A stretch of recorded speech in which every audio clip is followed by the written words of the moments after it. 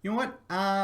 Yeah, okay, so miscommunication there, misunderstanding. We had a good strategy plan against Leonard there. We just didn't know that playoff hockey doesn't go to a shootout. So, yeah, jot that down for next time. Wow. You have to get up, do what they do. But that was insane. Let's not get ahead of ourselves. Come on! I make go records, baby. I'm liking this. Hello and welcome back to another episode of Hawks Recap. My name's Clay. Thank you so much for tuning in. Blackhawks just completed Game 2 of their first round series against the top-seeded Vegas Golden Knights, and, well, they lose again. This time in overtime, though. Final score of 4-3. Couple of lineup shakeups in this one for Vegas. Their leading goal scorer, Max Pacioretty, out of the lineup because he was deemed unfit to play.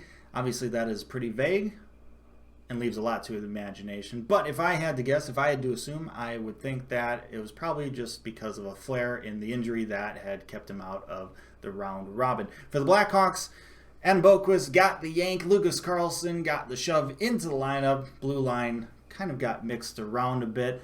So, unfortunate for Boqvist. He had a tough time in Game 1. Sometimes this is a good thing, especially for young guys, to be able to see the game, especially when it's playoff intensity. See it from above, you know. See it from the stands, see it from the suites, wherever they're sitting, and see kind of how the team looks or how the opponent looks, how the game flows from kind of a bird's eye view. So it'll be interesting to see if he gets back into the lineup for Game 3 and if maybe this scratch helps him out a little bit. Overall, I thought the Hawks played well in this game. They certainly played better in this Game 2 than they did in Game 1. And although the end result wasn't what we wanted, this is still a positive sign. And it all started in the first period. Hawks came out skating well, played with aggression, intensity. They had the puck on their sticks. They were playing solid defensively. They only allowed 7 shots in that first period. The only problem is they only got 7 shots as well. They didn't do a good job putting the puck on that. They passed up some really good shooting chances, which may have prevented them from getting on the board first in that first period. It's funny, there's been this running joke leading up to the NHL return to play where, of course, there wasn't going to be fans in the stands, so the joke was just like, how are the players going to know when to shoot the puck if there's not fans in the stands yelling for them to shoot the puck? Now, I don't want to overstate how important us fans are to the players' playing abilities, but, I mean, come on! The evidence is right there. But for real, the Hawks did a good job correcting that in the rest of the game, but it would have been nice to see them take advantage of those shooting opportunities in that first period. Meanwhile, the Vegas Golden Knights did take advantage of their limited shooting opportunities. They took advantage of 2 Blackhawks mistakes, a defensive miscue that led to a cross-crease pass, an easy goal for Paul Stastny, and then a soft goal given up by Corey Crawford on Thomas Nosek, who was in the lineup to replace Max Pacioretty. So the Vegas Golden Knights really didn't lose any scoring with that move. But despite the Hawks playing a otherwise very good period, they're down 2-0 heading into the second. Like I said, the Hawks would do a better job getting shots on net the rest of the game, especially in that second period. 3 minutes in, Blackhawks on a rush, 4-on-3 opportunity. Calvin Hahn gets the pass from Patrick Kane, and he puts the puck on net. It gets blocked. He follows it up, puts it on net again.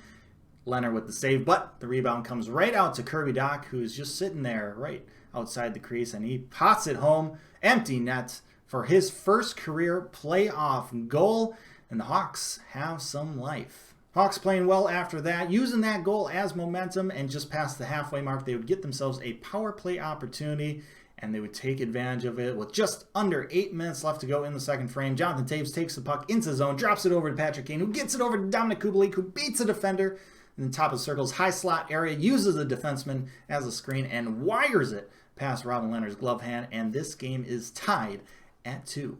Vegas would push back in the latter half of that second period. The Hawks really didn't do themselves any favors either.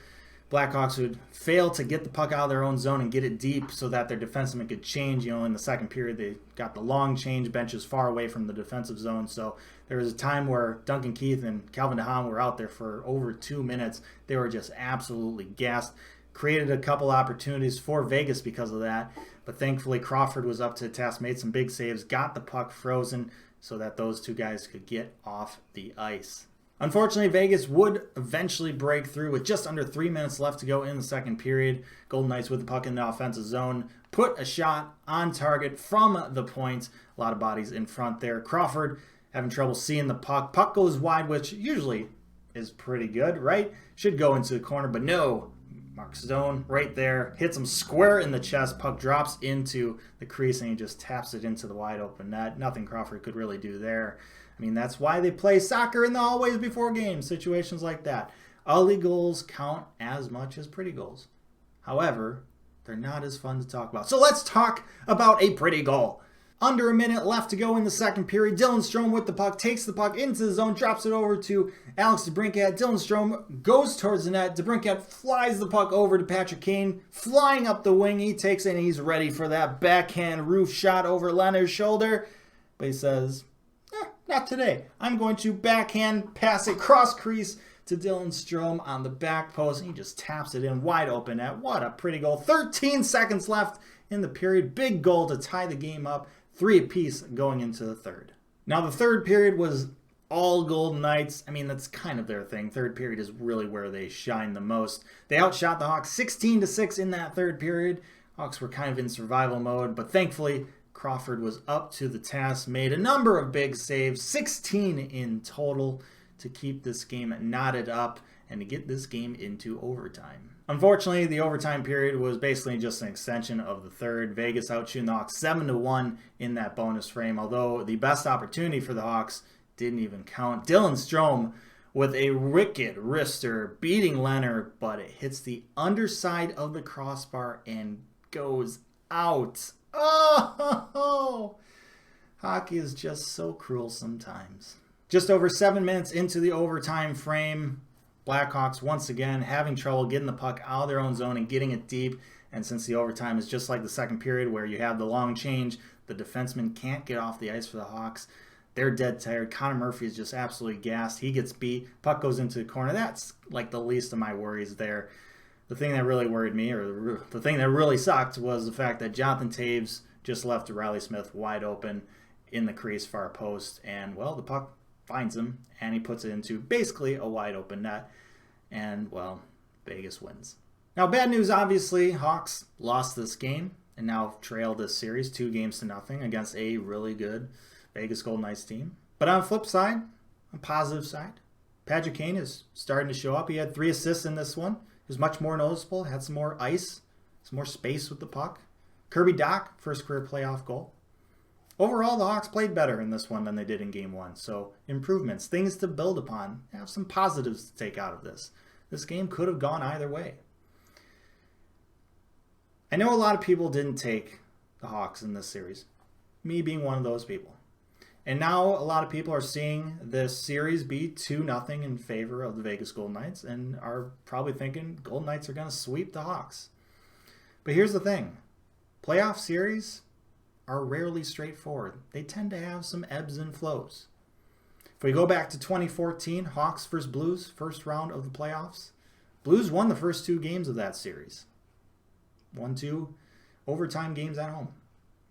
Hawks would win the next 4 games and win that series and eventually go on to the Western Conference Finals Game 7. But we're not going to really talk about that. The point is, this series is far from over. And the Hawks aren't in uncharted territory. Keith, Toews, Kane, they've been in this situation before. The Hawks, if they keep playing like they did today, they might be able to take a couple games. Maybe even 4. But like I said, this series is a long way from over. It takes 4 to win, not 2. And with that, I say thank you so much for watching this episode of Hawks Recap. I really hope you enjoyed it. Let me know your thoughts down in the comments section below. Like, share, and subscribe. Appreciate that as always. Most importantly, stay safe, make good decisions, and, well, we got a back-to-back coming up. I'll see you then.